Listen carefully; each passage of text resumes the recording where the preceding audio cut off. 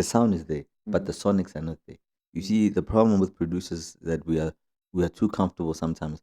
You get a sound that Fruity Loop has made for their platform, and everybody can get that sound. Everybody can make that sound.